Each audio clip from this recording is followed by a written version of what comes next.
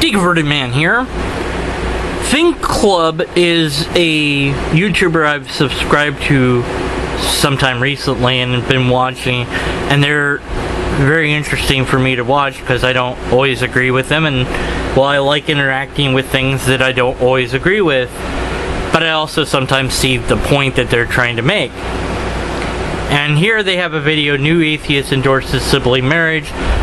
The whole New Atheist name, I don't know, I mean, whatever, I don't care about that anymore. It is what it is. It's not really even doesn't even really need to be a thing per se. But the question is asked to Dawkins, Harris, and Matt Dillahunty: if two sisters want to engage in sex, besides just saying, ew, that's gross, or ew, that's icky, what one thing could you say that's against that? That would be, you know, maybe a secular way of objecting to that practice. And Dawkins is like, no, I can't think of anything, it's fine. And Harris said that, you know, I think that there's, you know, that this has been talked about other places, and that it's not, you're not doing this in isolation. That what you do and what you promote as ethical or not is within the society. So it can and will affect everybody else, not just you, the individual. So we don't know what the consequences of that would be, so there's a good reason to not do it. And Matt pretty much agreed with that, and then Dawkins said, yeah, well, yeah, I mean, there's these like slippery slope arguments that you could make that might be other reasons that you would think that it's a bad idea. And so the thought produced by Sam Harris was something like, you know, if you knew that behind every closed door there was sisters having sex, that could possibly hurt you as an individual somehow. Although I'm not sure exactly how that would affect you or hurt you or whatever. But yeah, okay, it could. But these don't sound to me like really pinned down reasons. Because it might hurt society, right? It might hurt you as an individual. Well, there you go. It's a probabilistic argument. And although those can be valid, they're weaker than a strong syllogism. Hypothetical syllogism is always going to be weaker than modus ponens or a modus tollens. That's just the way that they are, because they're hypothetical. It's the nature of them. It's not saying that you should avoid them, because sometimes they're the only way to make an argument valid at all is to make them hypothetical. So maybe it will, and we don't know what that would do, and we haven't ever seen that in the past. So we know what works, let's stick with what works. So this is kind of like Jordan Peterson in the sense of, let's not travel too far towards chaos, let's stay within order. We know what this produces, we know that this works, so let's keep saying that incest is wrong on a moral ground, and maybe the argument for why it's wrong can be sharpened and become better than just because God said so or because my religion said so, that there's a better argument than that there's an even better argument than just saying, well, it's wrong even if you can't have kids because, well, the whole thought experiment's removing that factor entirely from the equation, but that, well, the wrongness comes from that it ventures into the chaotic territory and we have no idea what that would do to us as a society. Okay, fair enough. But I'd press back because, well, I'm not done being controversial, so that's my new thing, I guess, whatever. I'd press back and say, well, let's go back to the homosexual thing, because the questioner mentioned that. At first, people were like, no.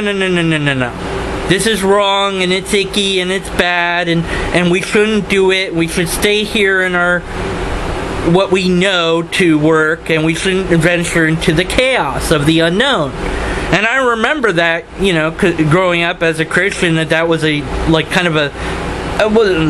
thing that we were aware of. I don't know how big of a deal it was or how much we talked about it per se, but it was like a big issue that it was out there, and it was to be something to be frightened about and unsure of, and not really sure what you felt about it, or approach it with caution and be careful about it.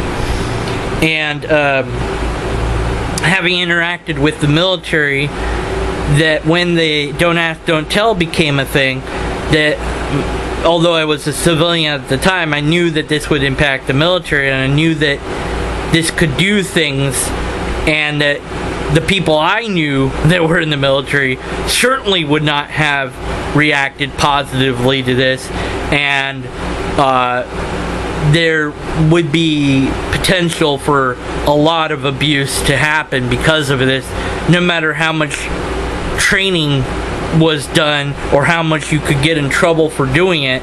That it was a big question mark and a big uncertainty that I had, and trying to express this in school. I was going to college. This one gal just really got upset at me and just hated me because I dared to say, well, maybe this isn't a good idea, because I didn't know if it was a good idea or not. Now I'm like, yeah, I don't care, whatever. The military needs to change with society, and the military is always usually the last thing to change, but I'm glad that the military has done that. It's possible that people are getting abused still, because that happens in the military, and it's a big problem in general. So I would say you still have to be careful, even though now the don't ask, don't tell is gone, and you can be open about it. I suspect that being open about it is more difficult than people that are civilians think that it might be. At any rate, so you could say, well, we have now ventured into the territory of accepting chaos, in that we accepted the homosexuals. Even the military has. And everything seems fine. We're not falling apart. So since that was chaos, at first it was the unknown. We didn't really, we had some examples maybe in the past of societies that accepted gays, but it's hard to say, because how they thought about them is different than how we're thinking about them or whatever.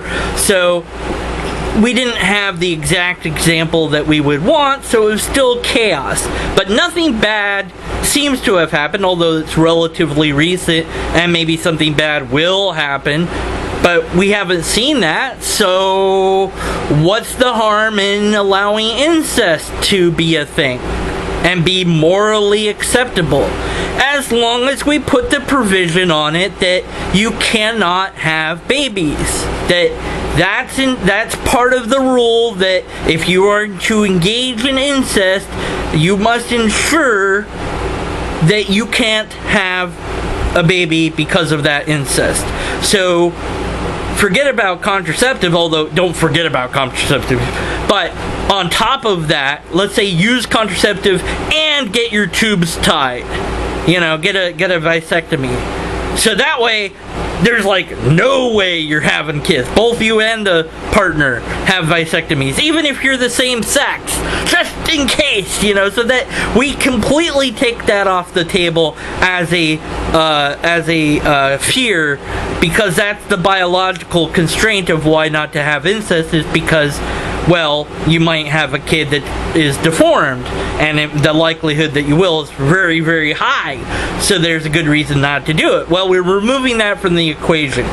We're saying no to that as a society, and we're saying we're going to allow people to do incest as a moral as an ethic, we're going to not say ew to it. We're going to in fact say that it's bad to say ew to it. We're going to shame and shun those that dare to say, oh, that's gross, I don't like that. Look, it's not you though. It's not, you don't have to do it if you don't want to, but let people who are in love be in love and have fun with each other, and that's up to them, and you need to keep your nose in your own business.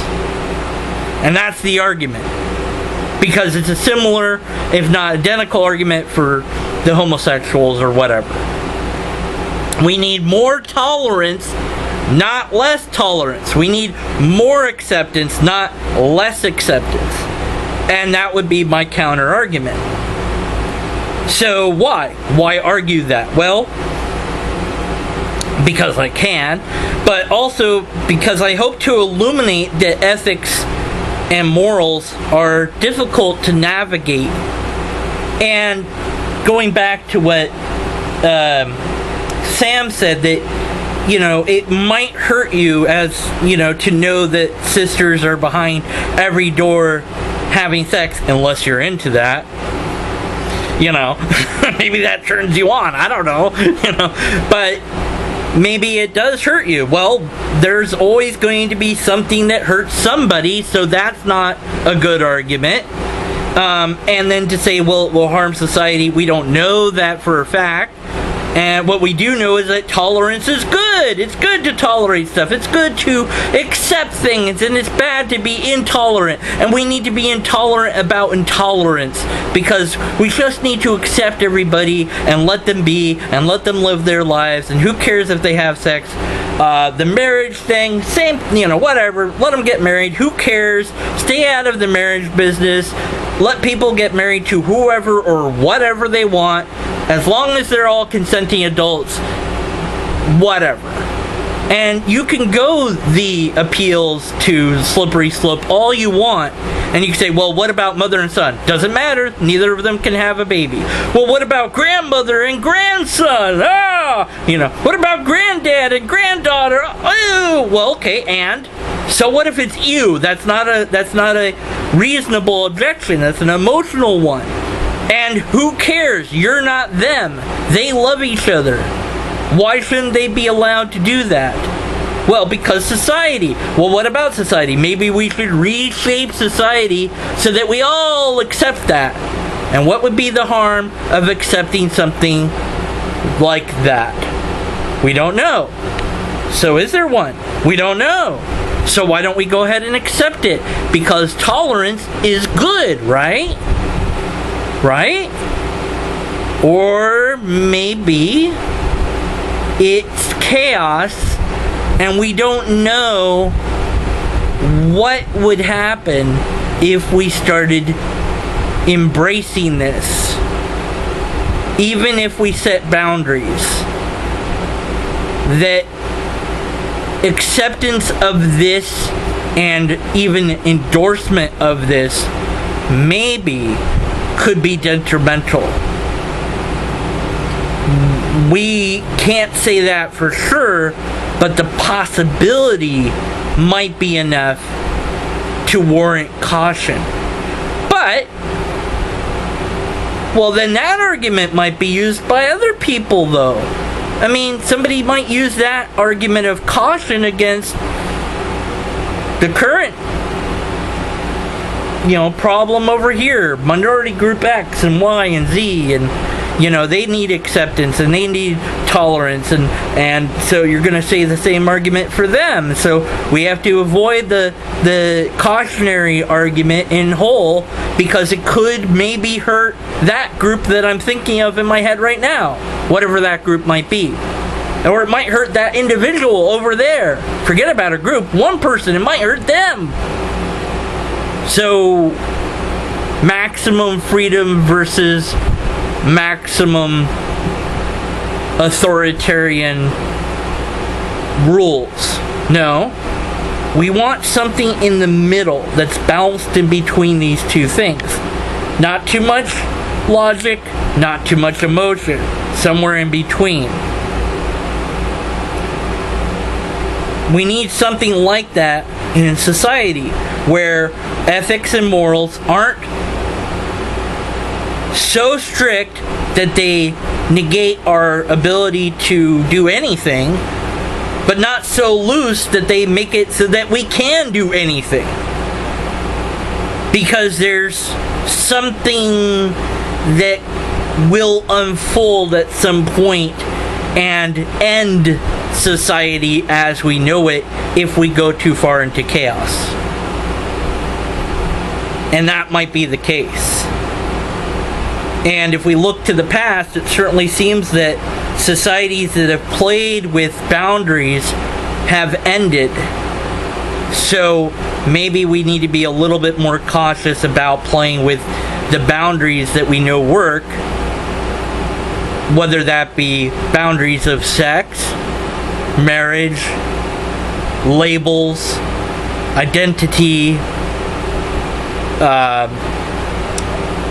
what you eat, or what have you. You know, cannibalism was mentioned briefly. Well, there's, biological reasons maybe to object to cannibalism. You could say, well, it's bad for you to eat a person, like physically speaking. Well, it's your own body, who cares? It's bad for you to smoke cigarettes, but that's legal.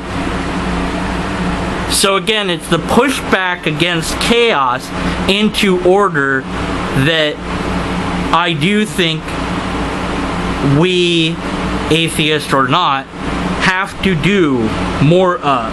And I've come to this conclusion over time and thinking, and that my last hangout was talking about the hashtag of the shout your abortion thing and how that is incorrect.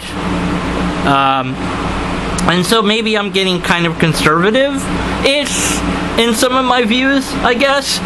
But I feel pushed towards that because, you don't want to go too far one way or the other. And I want to be somewhere in the middle. And so I'm trying to aim for that. Whether I'm successful or not, I don't know, but that's what I'm going to try to do as an individual. Now, what you should do, I don't know. You have your own thoughts on that, and well, I would hope would share those thoughts with me in text or a video response, and we'll have an interesting interaction about that, because, well, we need to talk about things like this. It's a dang good question to ask. Is incest morally / ethically wrong? Should it be morally or ethically wrong? My utilitarian ethics, when I first listened to the video, I was like, with Dawkins, I was like, no, I don't care. It's not up to, yeah, whatever, they're doing that, who cares? I couldn't think of a single objection until I listened to Harris and Dillahunty. And I was like, okay, there is an objection, but I don't know that it was a very good one, but we can work on that. We can make a better argument, and we should make a better argument. And maybe we can find some evidence that shows that some society that in the past that accepted incest full throttle and ended because of that. Maybe that's out there as well. I don't know. I'm not a historian or a history buff at all, so I have no idea, if that's out there. But if we had that, then we'd want to include that in our argument as well, because evidence is good to have in an argument. So it might boil down to your own ethics. Like utilitarian, it's very difficult to make an argument against this, because it's the least harm for the least amount of people. So maximizing the freedom of individuals is good. So two women that are related having sex, and who cares? Well, it might affect society if society knows, but what if nobody knows but them? Well, then they have to ensure that nobody knows but them, and would keeping that a secret hurt them in some way? Maybe. And so I don't know, and it's a difficult utilitarian argument to make. And the plausibility that it might be bad is something that's not within the utilitarian ethics per se. So I have to rely on my other ethics, which are, adherence to logic, and skepticism, and also thinking about these ideas and realizing that it's not just a black and white answer, because the bad argument I can recognize. The bad argument is incest is wrong because we say it's wrong. The bad argument is incest is wrong because it's yucky. The bad argument is incest is wrong because my Bible or my God says that it's wrong. Those are all the bad arguments, so we can knock those out of the way. And I would even push further and say the bad argument is that it will produce an offspring that's undesirable and unwanted, because we can knock that out of the water by removing that as a problem in whole. So now what? What would be the argument we must make to say that incest is wrong, if we indeed want to make that an argument at all? Let me know if you want to make that argument and what that argument might look like, or if you're fine with incest. Either way, whether it be personally you're into it, I wouldn't want to know that. Well, maybe I would, I don't know, but that's leave that in. But just let me know, in the comments below, or if you make a video, post it, and then it will be a thing.